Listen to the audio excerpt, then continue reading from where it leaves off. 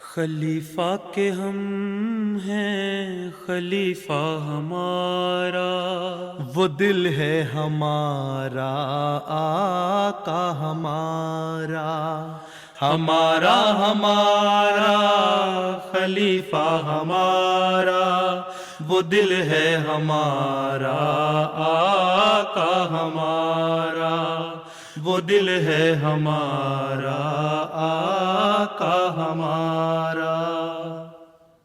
Assalamu alaikum and welcome to This Week with Huzur. We are honored to present highlights from this week's engagements of Hadrat Khalifatul Masih Aidul Ta'ala bin Nasr al-Aziz, including mulaqats with Khuddam delegations from the USA and Germany.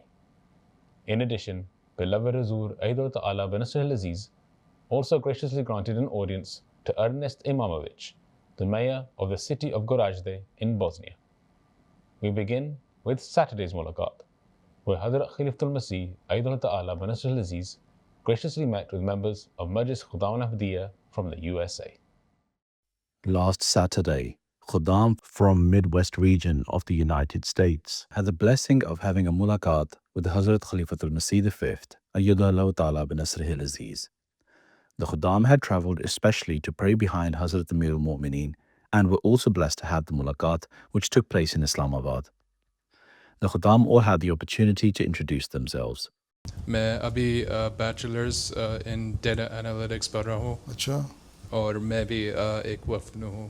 اچھا ماشاء اللہ. اور قرآن شریف بھی پڑھا کرو باقاعدہ. وقف نو جو ہے نا، وقف نو کو 5 نمازیں اور قرآن کریم کی تلاوت اور اس کی ٹرانسلیشن، یہ بیسک چیز ہے جو سیکھنے کی ضرورت ہے. تب وقف نو ہوگا نا، otherwise you can not fulfil your please.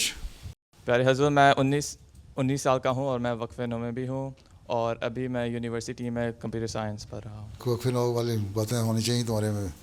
ضرور. داڑھی رکھنا ہے، وقف no title is not enough. During the mulaqat, the Khuddam also had the opportunity to ask questions on a range of issues affecting the youth. ہم اپنے سے بڑی عمر کے خدام کو مسجد آنے اور جماعتی پروگراموں میں شامل ہونے کے لیے کس طرح توجہ دلا سکتے ہیں؟ ان کو کہو میں آپ سے چھوٹی عمر کا، اس کے باوجود میں قائد بن گیا. اب میں خود تو نہیں بنا، مجھے بنا دیا گیا. اب میں نمازیں پڑھنے آتا ہوں، تو آپ سے بھی درخواست ہے کہ آپ نمازیں پڑھنے آیا کریں. تو توجہ دلانا ہمارا کام ہے. میں بھی اپنے محلے میں زعیم رہا ہوں، اور میرے سے بڑی عمر کے میرے خدام تھے، بلکہ بعض میرے ماموں وغیرہ بھی تھے ہیں. تو ان کو میں کہا کرتا تھا مسجد میں آؤ، نظام ہے. آپ کو پابندی کرنی پڑے گی میری بات کی. ہوں گے ماموں گھر میں، پر جماعت کا جماعتی نظام ہے. ٹھیک ہے. تو ان کو پیار سے سمجھاؤ، ادب سے سمجھاؤ ہیں کہ ہمارے یہ پروگرام ہوتے ہیں، اور ہمیں کوشش کرنی چاہیے کہ جو جماعت کے جو پروگرام ہوں ان کو پر عمل کریں. اور خاص طور پہ اللہ تعالیٰ کا جو حکم ہے نمازیں پڑھنے کا، 5 نمازیں یا مسجد میں جتنی نمازیں ہوتی ہیں، ہمیں کوشش کرنی آئیں تاکہ آپ کے بچے بھی پھر آپ کے کاپی کریں گے، فٹ سٹیپ پہ چلیں گے، اور پھر وہ مسجد میں آئیں گے ہیں. جی. تو اس لیے بچوں کی تربیت کے لیے بھی ضروری ہے کہ آپ آئیں ہیں. اور میری تربیت، میں زعیم تو بن گیا ہوں، لیکن میری تربیت کرنا بھی آپ لوگوں کا فرض ہے. اس لیے آپ لوگ اپنے نمونے دکھائیں تاکہ میں اور بہتر احمدی مسلمان بنوں. ٹھیک ہے. حضور کو نوجوانی میں مختلف صحابہ کرام حضرت مسیح موعود علیہ الصلوۃ والسلام کی صحبت میسر آئی ہوگی. پیارے حضور اسرار شفقت صحابہ کے ساتھ کوئی یادگار واقعہ بیان فرمائے.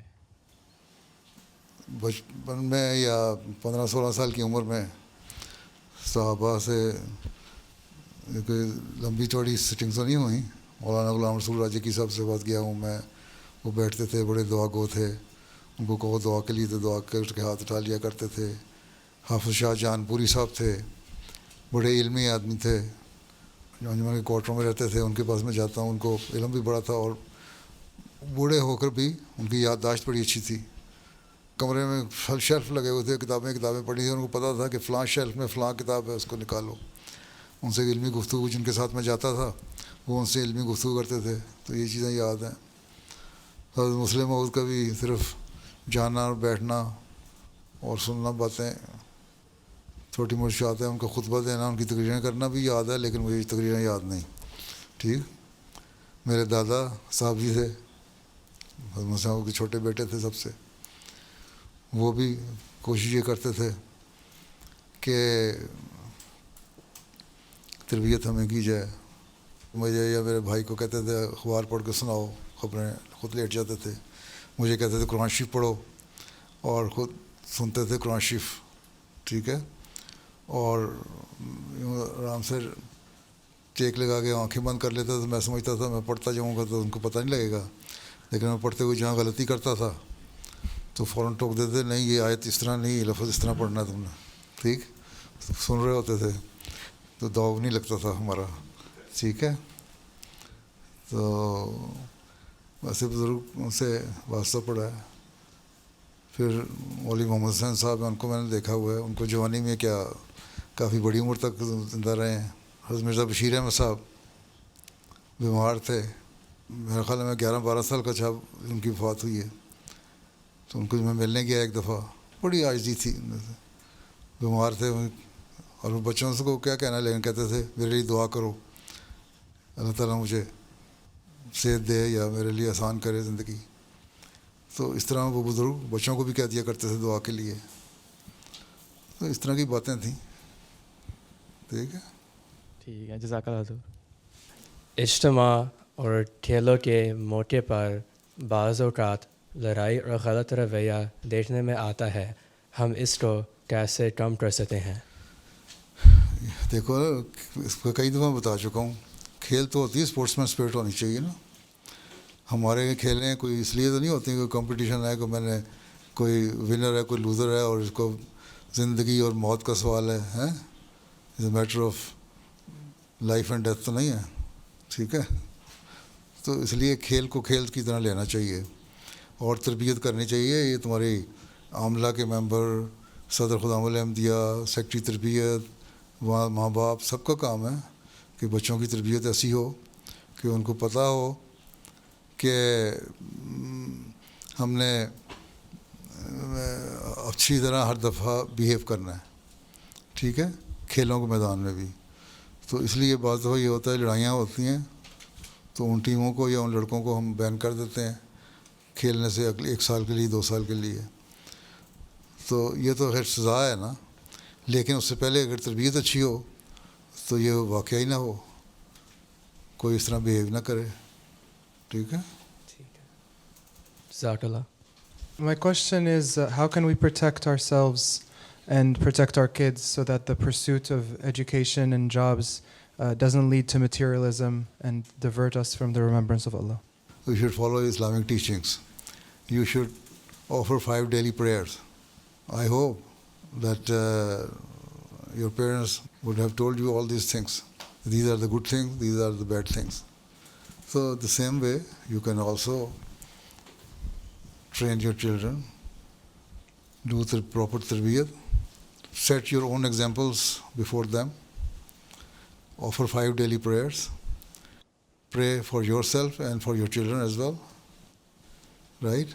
That Allah Ta'ala make you pious and keep you on the straight path, and for your children as well. Pray for them, pray for yourself, set your example before your children, and apart from that, you have to have some interaction with them. And if not daily, at least once a week, the whole family should sit together, discuss different faith matters, or at least listen to the MTA, or listen to the dars, or read any book, and discuss all these things, so that in this way they would know that their religion, their faith is also something we should be given preference. So if they understand that my parents are prioritizing the religion or faith over everything, then they will follow your footsteps. Okay? Jazakumullah. One of the Khuddam asked Hazrat Amir al-Mu'mineen if he can share his memories of meeting the previous Khulafa. खलीफा सानी तो बीमार थे जब मैं पूरी तरह होश में आना शुरू हुआ, लेकिन उस वक्त भी वो जैसे मैंने बताया इनको कि नसीहत किया करते थे और नहीं बाकी खलीफा मसीह सालिस नसीहत करते थे. एक दफ़ा मुझे याद है मैं स्टूडेंट था, मेरे अब्बा ने कह दिया खलीफा सालिस को कि ये पढ़ता कम है, इसको नसीहत करने लगता है, सोता ज़्यादा है. तो खलीफा सालिस ने बड़े हंस के मुझे कहा कि तुम जितनी देर तुम्हें नींद आती है ना अच्छी तरह सोया करो, उसके बाद बैठ के अच्छी तरह पढ़ लिया करो. ठीक है, सिंपल नसीहत है, कोई कुछ नहीं. यूनिवर्सिटी में जब हम पढ़ते थे 74 के फसाद हुए उस वक्त. ठीक है, उन्होंने MG स्टूडेंट्स को यूनिवर्सिटी से निकाल दिया था. वाइस चांसलर ने कहा यहाँ से चले जाओ क्योंकि दूसरे गैर MG जो हैं हमें मार देंगे. हैं, बड़े विशेष हुए थे वो लोग. उस वक्त खलीफा सालिस ने मुझे कहा कि तुम जाओ यूनिवर्सिटी और दो MG लड़के और ले जाओ, तुम्हें कुछ नहीं कोई कहेगा. तो मेरे वालिद साहब ने कहा कि बड़ी ख़तरनाक बात है. मैं कहा अब तो ख़तरनाक हो या ना ख़तरनाक हो, खलीफा सालिस ने कह दिया मैं तो जाना ही जाना है. ठीक है, तो हम चले गए. तो अल्लाह ताला का फजल हुआ, मुझे तो उन्होंने कहा था तुम्हें कोई कुछ नहीं कहेगा, मुझे तो कोई कुछ नहीं कहा. एक दूसरा लड़का MD, 2 लड़के थे, वो जो लड़के थे वो दूसरे गैर MD उनके काबू आ गए, उन्होंने उसको खूब मारा है. और फिर वो केस भी उनके ख़िलाफ़ हो गया है, मार भी उन्होंने खाई, केस भी उनके ख़िलाफ़ हो गया. पुलिस ने उनको चार्ज करके प्रिजन में डाल दिया. बहरहाल उसके बाद थोड़ी देर तक वो रहे प्रिजन में, फिर बेल हुई और फ्री हो गए. तो खलीफा सालिस की बात मैंने मानी थी, उन्होंने कुछ नहीं कहा और वो पूरी हुई बात. मुझे किसी ने कुछ नहीं कहा, मैं होके यूनिवर्सिटी से होके आ गया. वाइस चांसलर से मिलने की कोशिश की, उन्होंने कहा मिलना नहीं, लेकिन तुम चले जाओ, हम तुम्हें इजाज़त नहीं देते. ये मैंने आगे सारी बात खलीफा सालिस को बता दी. उन्होंने कहा ठीक है, तुमने जो काम करना था कर लिया, अब ठीक है, अब बैठो, हालात ठीक हो जाएंगे. और कुछ महीने बाद, 1-2 महीने बाद ठीक हो गया. इसी तरह खलीफा राबे के साथ वास्ता रहा, काम में करता रहा. वक्फ़े ज़िंदगी था, मैं गाना में था उस वक़्त, और उन्होंने मुझे वहाँ से हिदायत देते रहते थे कि ये काम करना है, ये काम करना है, और अप्रिशिएट भी करते थे. फिर रफ़ा आ गया वहाँ भी. तो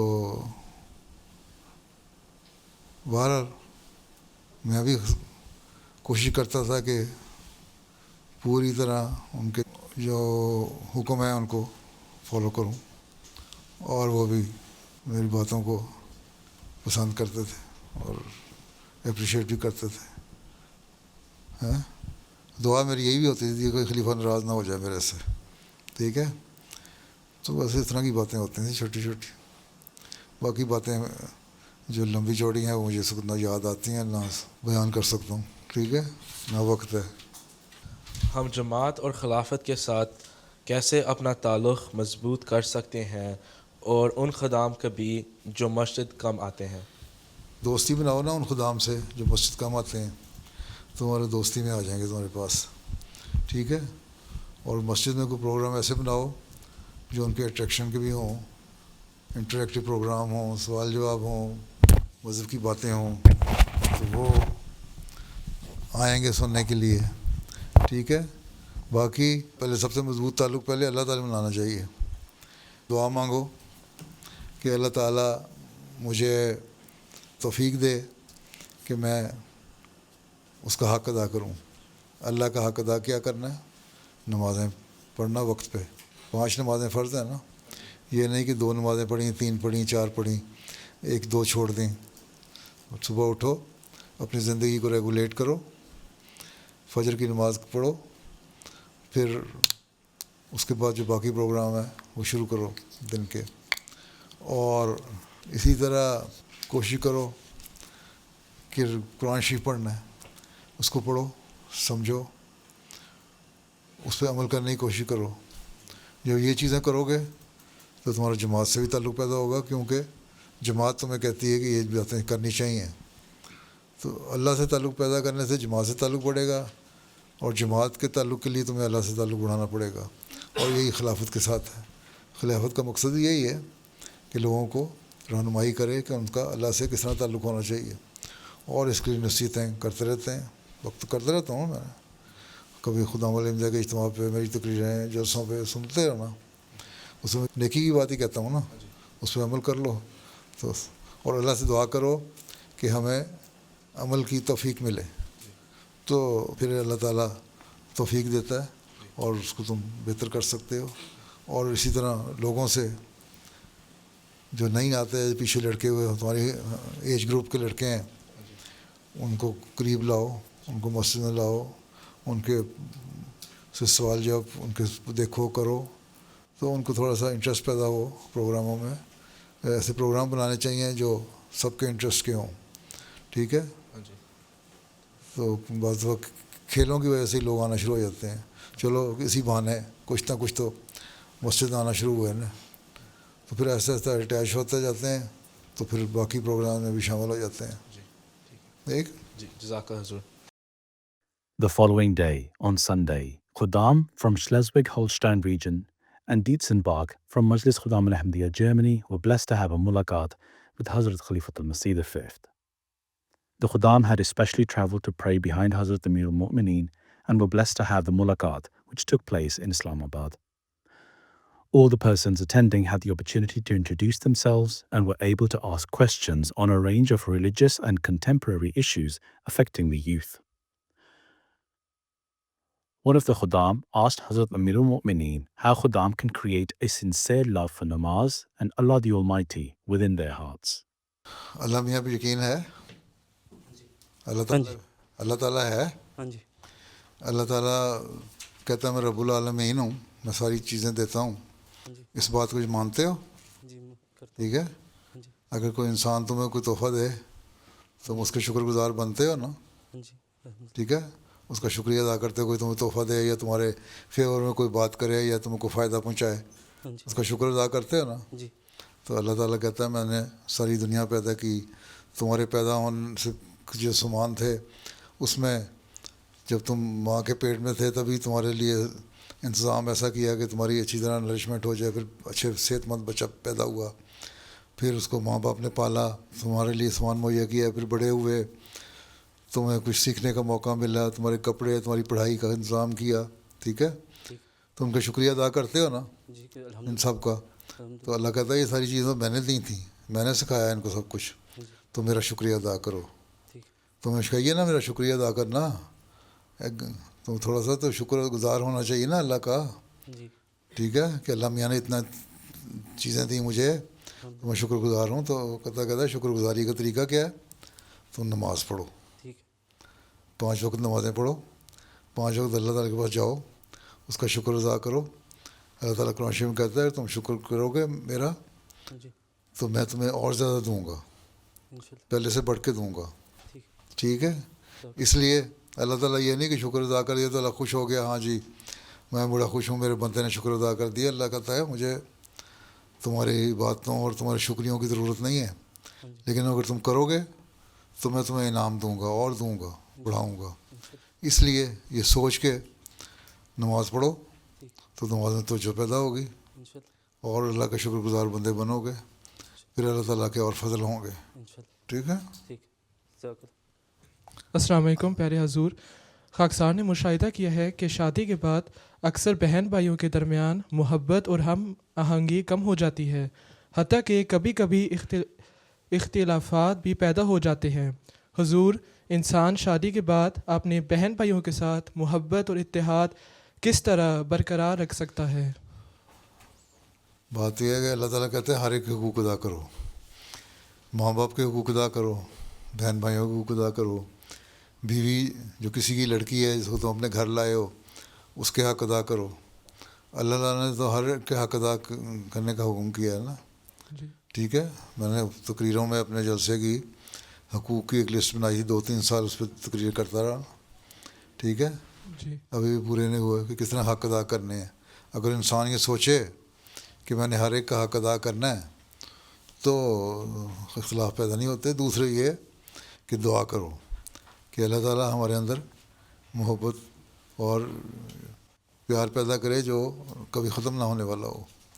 ہیں جی ایسا پیار ہونا چاہیے, محبت ہونی چاہیے تاکہ بہن بھائیوں کے حق ادا بہن بھائیوں کو بھی چاہیے کہ ان کو ریئلائز کرنا چاہیے کہ تم شادی شدہ ہو, تمہاری بیوی آئی ہے تو اس کو ایڈجسٹ کس طرح کرنا ہے.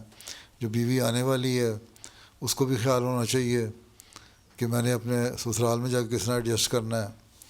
تمہیں بھی خیال ہونا چاہیے کہ تم نے بیوی کے حق کو کس طرح ادا کرنا ہے اور اپنے گھر والوں کے حق کو ادا کرنا ہے. تم عقل مند ہو خود تو نہیں لڑائی ہوگی, اگر بیوقوف ہو تو لڑائیاں ہوتی رہیں گی. ٹھیک ہے, اپنی عقل کو بڑھاؤ, اپنے جذبات کو کنٹرول میں رکھو اور اچھے اخلاق دکھانے کی کوشش کرو, اور نماز میں دعا بھی کیا کرو اس کے لیے, تو اللہ فضل کرتا ہے. ٹھیک ہے, جزاکم اللہ حضور. ٹھیک ہے. باقی تو جو لوگ لڑتے ہیں وہ پڑھے لکھے لوگ تو نہیں عام طور پہ لڑتے, جاہل لوگ ہی لڑتے ہیں. ٹھیک ہے, تو جاہل نہ بڑھو, پڑھے لکھے بنو. ٹھیک ہے, ٹھیک ہے, جزاکم اللہ. پیارا حضور, سائنس کے مطابق ایک دن کائنات یا تو بگ کرنچ میں ختم ہو جائے گی یا ہیٹ دیف کے ذریعے. حضور, اسلام قیامت کے دن کے حوالے سے اس کو کیسے سمجھتا ہے؟ قرآن شریف پڑھتے ہو؟ جی. سورہ انبیاء میں لکھ رہا ہے بگ بینگ کا. جی.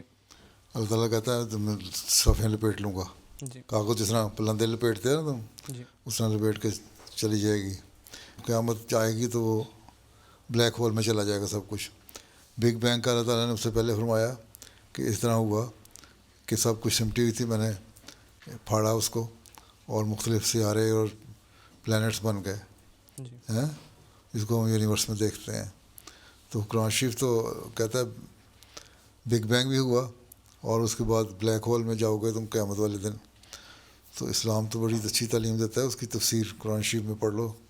تم اگر پڑھو تو تمہیں سمجھ آ جائے گی ساری باتیں. اسلام تو یہ کہتا ہے سائنس جو ہے وہ اللہ تعالیٰ کا عمل ہے, اور جو دینی تعلیم ہے اللہ تعالیٰ کی تعلیم ہے.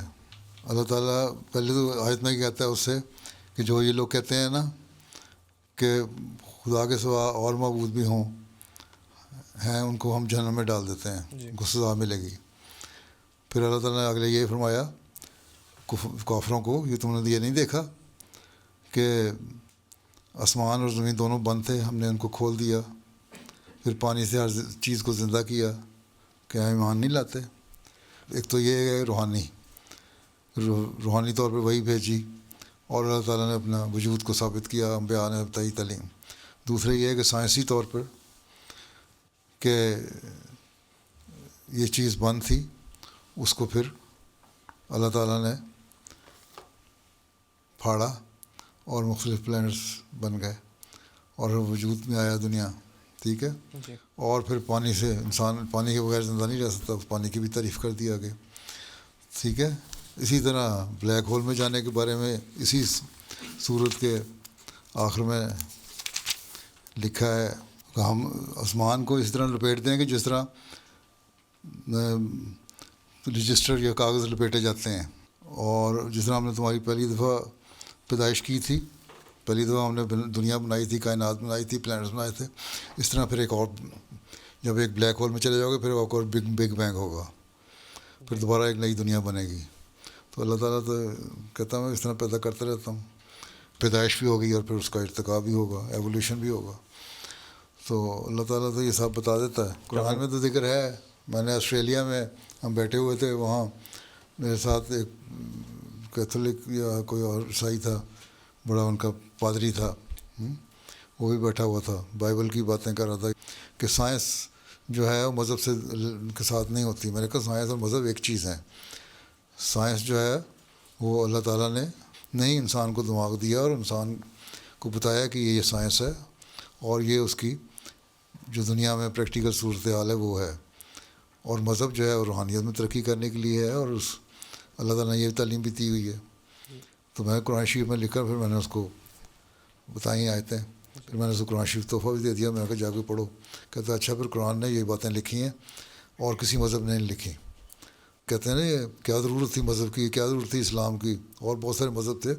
تو یہی باتیں ہیں دوسرے مذہب کو پتہ ہی نہیں تھیں جو اسلام نے بتائی ہیں کہ بگ بینگ کیا ہوگا, پھر بلیک ہول کیا ہوگا, اور کس طرح انسان پیدا کرے گا, پھر دوبارہ کس طرح ہوگا, جس طرح دنیا کے سائیکل چلتے ہیں. پھر اس میں پانی کی کیا اہمیت ہے, ہوا اور پانی کی اہمیت, اس کے بغیر زندہ نہیں انسان رہ سکتا. وہ انسان کو قرآن شریف میں اللہ تعالیٰ نے بتایا کیا اہمیت ہے. تو اس کو ذرا غور سے پڑھو, اس کی تفسیریں پڑھو تو تمہیں پتہ لگ جائے گا. ٹھیک ہے. جماعت یا ذیلی تنظیم کے عملہ میں بعض اوقات مختلف رائے رکھنے والے افراد ہوتے ہیں. ایسی صورت میں حضور کی ہدایت کے مطابق باہمی اختلاف کے باوجود حکمت اور اتحاد کے ساتھ کس طرح کام کرنا چاہیے؟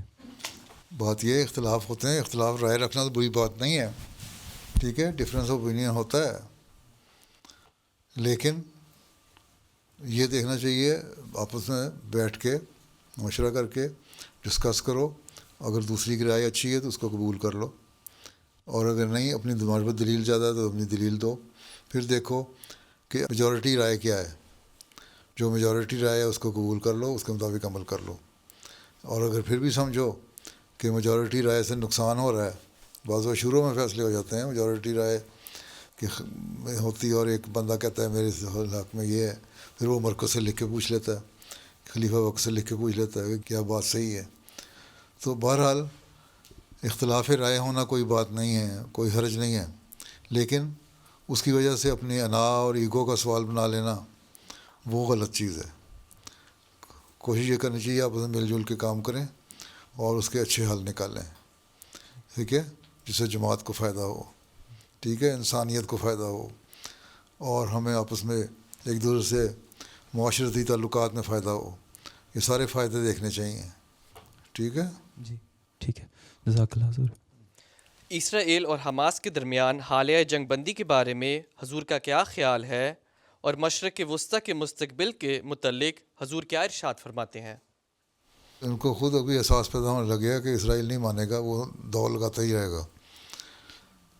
باقی یہ ہے کہ مسلمان ملک کون سا کوئی بڑے کام کی باتیں کر رہے ہیں.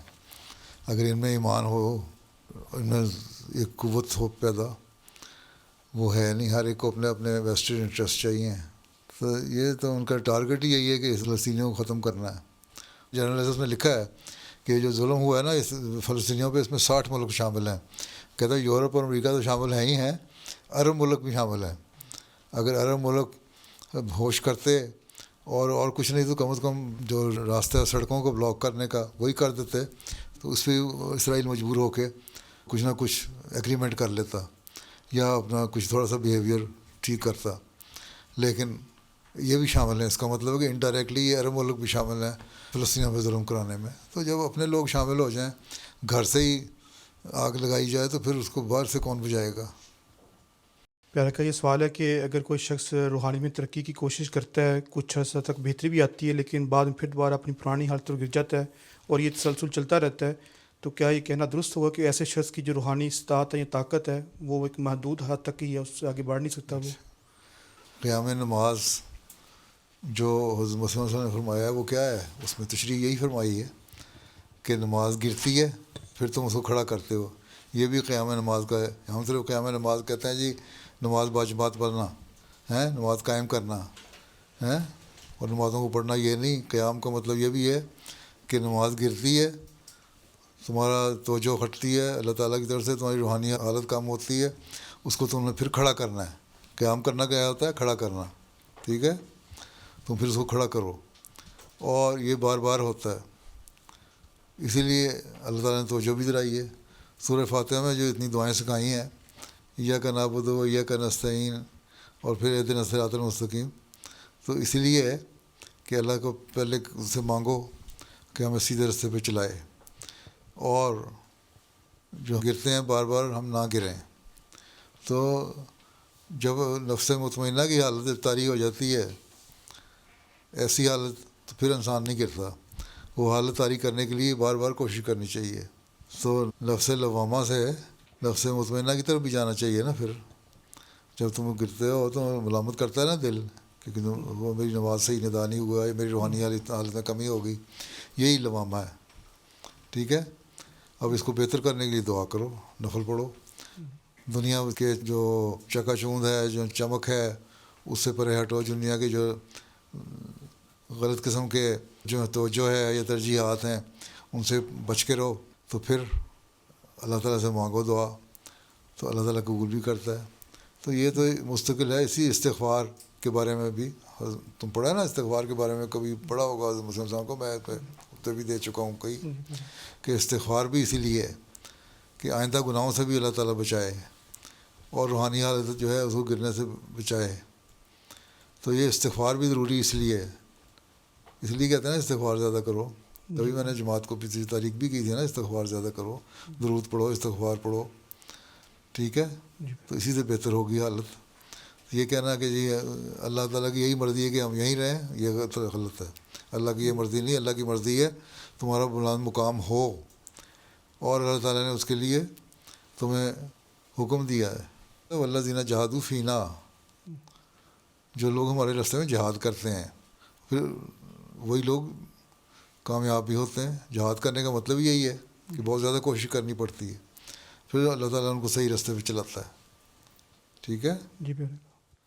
تو یہ کوشش ہونی چاہیے. یہی بتایا کرو، تھک کے بیٹھنا نہیں ہے. کہیں نہیں اللہ میاں نے کہا تھک کے بیٹھ جاؤ. ہاں باقی اللہ تعالیٰ مہربان ہے. اللہ تعالیٰ کہتا ہے تم ایک نیکی کرتے ہو میں تمہیں 10 گنا اس کا اجر دیتا ہوں، گناہ کرتے ہو، برائی کرتے ہو، اس کا اس کے برابر گناہ ہے. تو اس کا مطلب ہے دوسرے لفظوں میں کہ اگر ہر گناہ کے بعد اگر آدمی نیکی کر لے تو گناہ تو ختم ہو گیا. تو اس لیے سمجھاؤ کہ اللہ سے تعلق رکھو گے، مستقل کوشش کرو گے تو اللہ تعالیٰ پھر گرنے نہیں دیتا، ثواب بھی دیتا ہے. تو روحانی حالت میں اوپر نیچے اتار چڑھاؤ تو آتے رہتے ہیں. آج کے دور میں سوشل میڈیا اور دنیاوی مصروفیات انسان کو دین سے غافل کر دیتی ہیں. ایسے حالات میں میں بطور خادم اپنے آپ کو اللہ تعالیٰ اور دین سے مضبوط تعلق میں کیسے قائم رکھ سکتا ہوں؟ نہ دیکھو سوشل میڈیا ہے، کیوں جاتے ہو اس میں؟ ہر ایک سائٹ پہ کیوں چلے جاتے ہو؟ صرف دنیاوی خبریں دیکھنے کے لیے یا علمی باتیں دیکھنے کے لیے تو سوشل میڈیا پہ جاؤ. ہر قسم کی فضول چیز دیکھنے کے لیے نہ جاؤ سوشل میڈیا پہ. بکواس ہوتی ہے بہت ساری، اس بکواس کو سننے کی ضرورت کیا ہے؟ ٹھیک ہے، اس لیے بچو. یہی ہے وہی استغفار کی بات میں نے کی ہے. استغفار کیا کرو زیادہ، اللہ تعالیٰ سے نمازوں میں دعا کرو، اور یہ اس بات پہ ڈٹرمنٹ ہو جاؤ اور بڑا پکا ارادہ، مضبوط ارادہ ہو کہ ہم نے نماز کے وقت میں نہ ٹی وی دیکھنا ہے، نہ سوشل میڈیا دیکھنا ہے، نہ اور دنیاوی باتوں میں دلچسپی لینی ہے.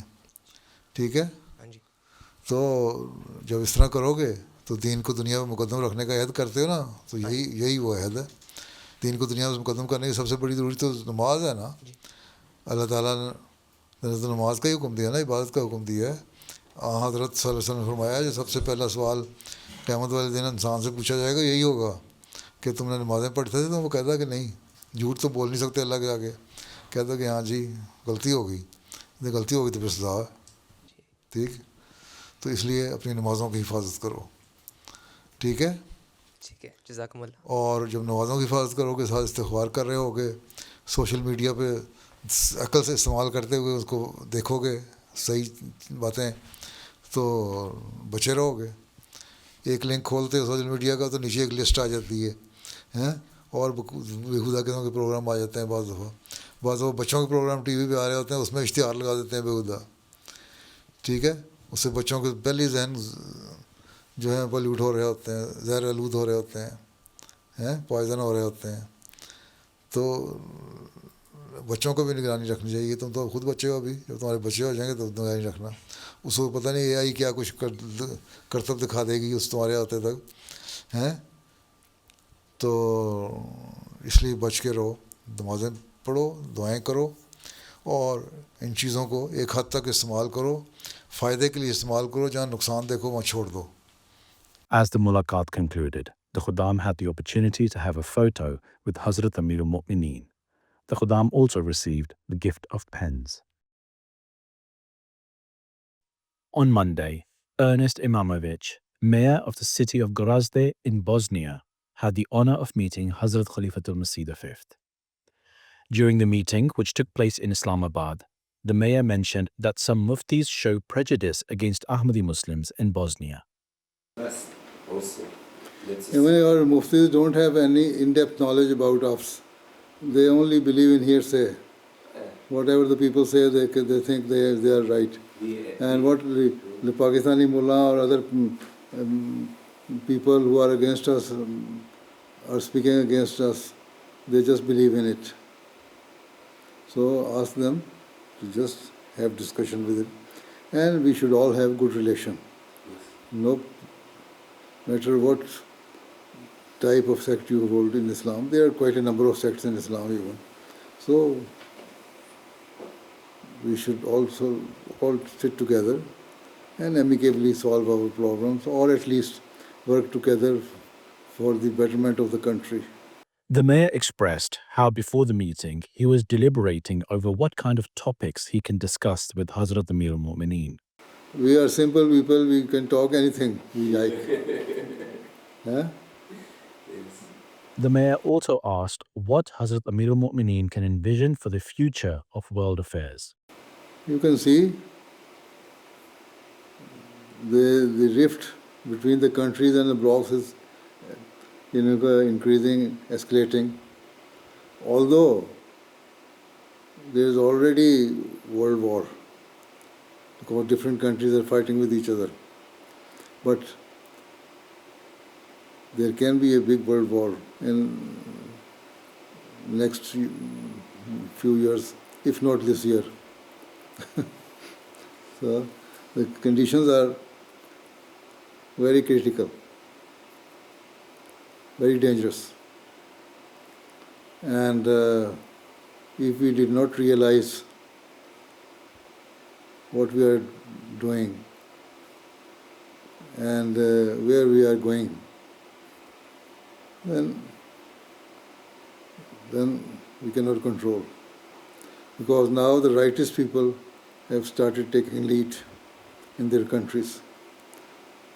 Right wing in Germany, right wing in UK, right wing in France, everywhere number of right wing is increasing. So you just pray, Allah give them sense. They realize their responsibility, otherwise the result will be very unbearable for the countries, even your generations will suffer. This is why I say you should have good relation with your neighbors. Eastern European countries should make a bloc. Bosnia, Serbia, other countries, they should all try to live together peacefully. This is how they can save their countries and their bloc, their regions. Otherwise, willingly or unwillingly, all the countries will be involved in the war. If there is any eruption of big war, they cannot stop the wars if they continue with this type of behavior. It was really with respect. What I see in his eyes is honesty and vision for peace. That's in the era, 21st era, what we need. Actually, it was quite interesting and amazing feeling in this room what we have felt with him. We discussed with him topics like family topics to the world politics, economy, industry, agriculture. Quite amazing. You can never prepare for this. What can he ask you? Actually, from the level of the ordinary question to the high level. And this is quite what's really interesting for me personally. Amazing feeling, yes. Those were highlights from just some of Beloved Huzur's activities over the past week. We now end with our final segment, the Friday Sermon Summary. In today's Friday sermon, Huzur, may Allah be his helper, spoke regarding the expedition of Tabuk. Towards the end of his sermon, Huzur, may Allah be his helper, requested prayers for the victims of the recent attack in Rabwa, the Ahmadis of Pakistan and Bangladesh and the people of Palestine. ربا کی مسجد کے واقعے میں جو زخمی ہوئے تھے، حملے کا جو واقعہ ہوا اس میں جو زخمی ہوئے تھے، ان کے لیے دعا کریں اللہ تعالیٰ زیادہ زخمیوں کو اللہ تعالیٰ اپنی حفاظت میں رکھے اور جلد شفاء کامل عطا فرمائے۔